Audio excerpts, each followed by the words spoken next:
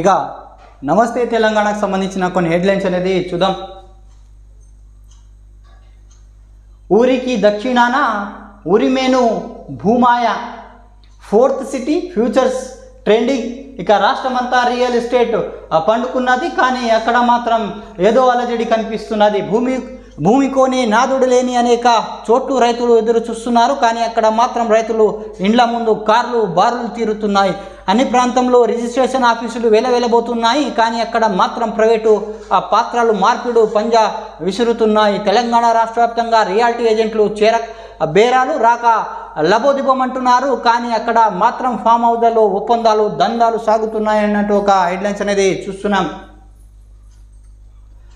ఇక రూటు మారిన triple regional ring road దక్షిణ భాగం అలైన్మెంట్ మార్పు, మాడ్ముడుగల ఇక మున్నేగూడ ప్రధాన కేంద్రంగా మారిన మ్యాప్. ఇక అమన్గల్ నుంచి కడ్తల్, చెవెళ్ళ నుంచి మన్నెగూడకు పాత రూట్ నుంచి పలు చోట్ల పక్కకు జరిగిన అలైన్మెంట్.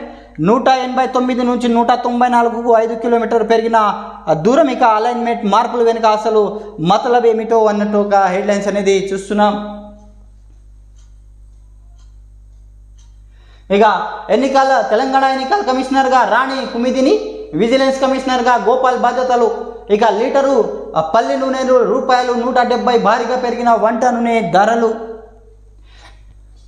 ఇక సచివాలయం సౌదా సప్తిముఖుడి రథం వినాయక నిమజ్జనం సందర్భంగా జనసందేహం మధ్య ట్యాంక్ బండ్ వద్దకు ఊరేగింపు వెళ్తున్న ఖైరతాబాద్ బడా గణేష్.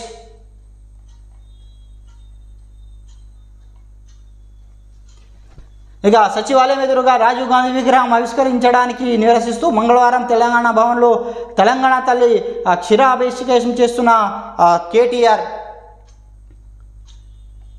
చేతనైతే 420 హామీలు అమలు చేయి, 9 నెలలైన రాష్ట్రంలో ఆలన పాలన లేదు, ఇకనైనా పరిపాలనపై దృష్టి పెట్టు. కేసీఆర్ బీఆర్ఎస్కు తిట్టడమే పని. పాఠశాలలో చాక్ పీసుల పైసలు లేవు, ఇక కంప్యూటర్లు కనిపెట్టింది బాబే దేశానికి పరిచయం చేసింది టాటా గ్రూప్. రాజీవ్ గాంధీ విగ్రహం మీ ఇంట్లో పెట్టుకో, అక్కడ తెలంగాణ తల్లి విగ్రహం పెడతాం. రాష్ట్రంలో హెల్త్ ఎమర్జెన్సీ విధించే పరిస్థితి అంటూ కేటీఆర్ ఫైర్ అయ్యారు. ఇక హైకోర్టు తీర్పులో రేవంత్ రెడ్డికి భయం, అందుకే పిచ్చి కూతలు కూస్తున్నాడు. ఫిరాయింపులవి మాట మార్చేందుకు కండువా కప్పి నొడికి తప్ప మాకేం సంబంధం లేదన్నట్టు తప్ప ఈ ఎమ్మెల్యేలు ఎటు కాకుండా పోతారు. జాతీయ మీడియాతో కేటీఆర్ వ్యాఖ్యానించడం జరిగింది. ఇక అప్పులపై తప్పుడు లెక్క, మీ చేతగా నితనాన్ని బీఆర్ఎస్పై రుద్దొద్దు, రాష్ట్ర పరిమితిని దిగజార్చిలే సీఎం వ్యాఖ్యలు. ఇతర రాష్ట్రాలకు తిరిగిపోతున్న పరిశ్రమలు, బీఆర్ఎస్ హయాంలో తలసరి ఆదాయంలో దేశంలో అగ్రస్థానం తెలంగాణ. 10 ఏళ్లలో అయిన అప్పు 4.25 లక్షల కోట్లు. ఇకనైనా అబద్ధాలు ఆపండి హరీష్ రావు. ముఖ్యమంత్రి రేవంత్ రెడ్డి అప్పులపై తప్పుడు లెక్కలు చెప్తున్నారు. తన చేతగాని తనాన్ని తన గత ప్రభుత్వాన్ని రుద్దడం సరికాదని మాజీ మంత్రి హరీష్ రావు ఆగ్రహం వ్యక్తం చేశారు. ఇక రాష్ట్ర దివాలా తీసిందంటూ ముఖ్యమంత్రి రేవంత్ రెడ్డి పదే మాట్లాడడం, రాష్ట్ర ప్రతిష్టను పరిమితిని జార్చాలేలా మహరించడం దుర్గమని పేర్కొన్నారు. ఇక సీఎం రేవంత్ రెడ్డి తన వ్యాఖ్యల ద్వారా రాష్ట్ర భవిష్యత్తు పరిచయాత్మకంగా చేస్తున్నారు, విమర్శలు చేశారు. మంగళవారం మెదక్ జిల్లా కేంద్రం మీడియా హరీష్ రావు మాట్లాడుతూ రాష్ట్ర ప్రభుత్వం 16వ ఆర్థిక సంఘం ముందు అభ్యర్థాలు పల్లెసేయడం సిగ్గుచోటని మండిపడ్డారు. రాష్ట్రం 6.86 లక్షల కోట్లు అప్పు ఉన్నదని తప్పుడు ప్రచారాన్ని ఇంకెన్నాళ్ళు చేస్తానని ప్రశ్నించారు.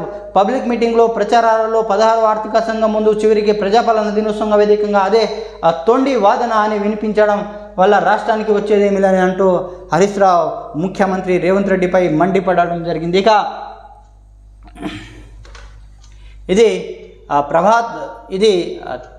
వెలుగు నమస్తే తెలంగాణకు సంబంధించిన కొన్ని హెడ్లైన్స్ అనేది చూసినాం. Please subscribe, like, comment and share my channel. Thanks for watching RM news.